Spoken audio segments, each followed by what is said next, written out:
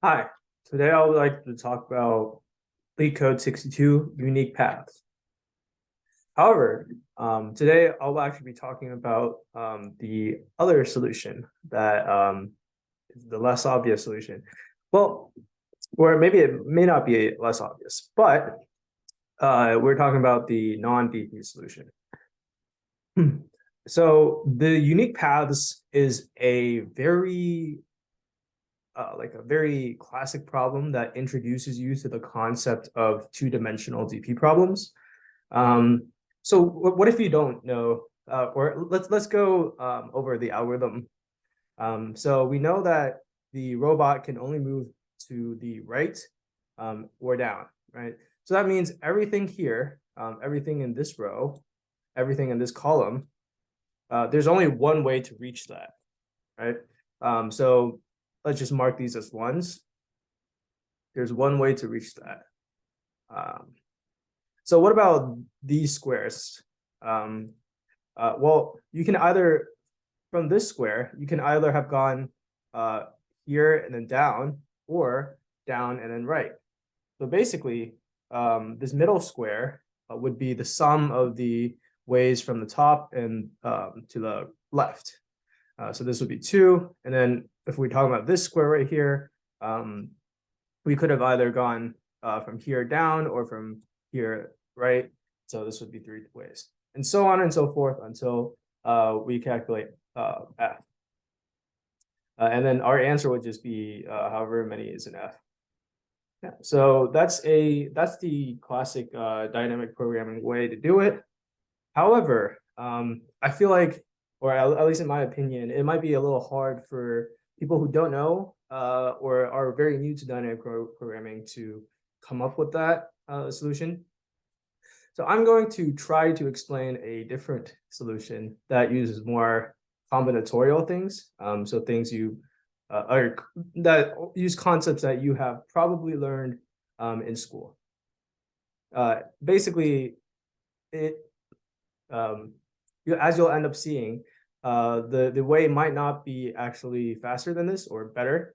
However, it's just a different way to think about things. And I thought it was pretty interesting on how the solution comes up. So here's the thing. We know that in order to get from start to finish, right, we have to move down m minus 1 times. So in our example case, we have to move down 2 times. And we have to move to the right n minus 1 times. So again, in our example case, 6 times. So let's just write that out. So we have to move down m minus 1 times, then right n minus 1 times. Okay, so we know that we have to make these sets of these certain number of downs and rights, and so the number of unique paths are basically determined by the number of different combinations we can do this. And so you may recognize this as like a very common combinatoric problem now.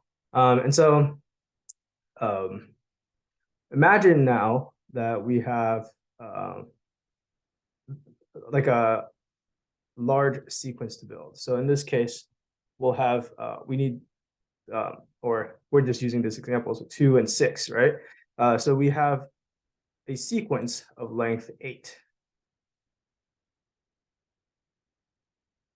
How many ways can I construct this sequence of length 8 with 2 Ds and 6 Rs?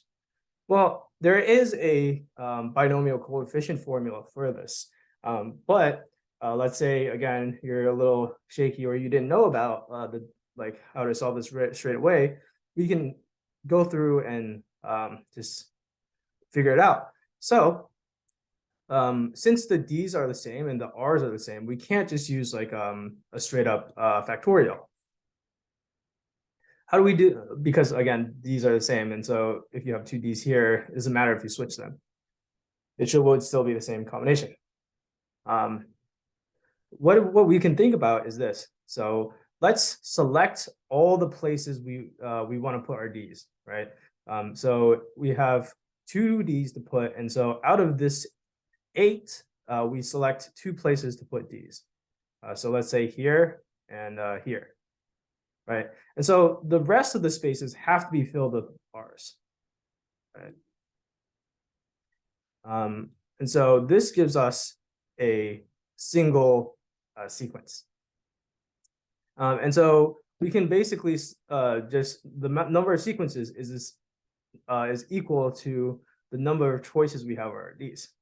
And of course, since we're talking about combinations rather than permutations, we could say the same thing as in for R's. For example, if we choose our 6 slots for R's first and then fill in the rest of these, that would also give us the same answer. And so to formalize this, we have m minus 1 plus m minus 1 plus n minus 1 total. And we can choose either m minus 1 or n minus 1 slots. So our final answer is just going to be m plus n minus 2. Choose either m minus 1 or n minus 1. They are equivalent. But this is our answer. It is just a straight up combinatoric solution. But we have to, so if we analyze the time complexity, we have for the DP problem, we have to go through all m by n cells. So our DP solution is m by n. So if we were to assume this this choose operation is constant time, it's technically be O of 1. But you have to remember that factorials stack up very quickly. They grow very quickly. And so we're getting to a point where the multiplication, we can't just ignore it and say it's O of 1. And so this might end up having a worse time complexity.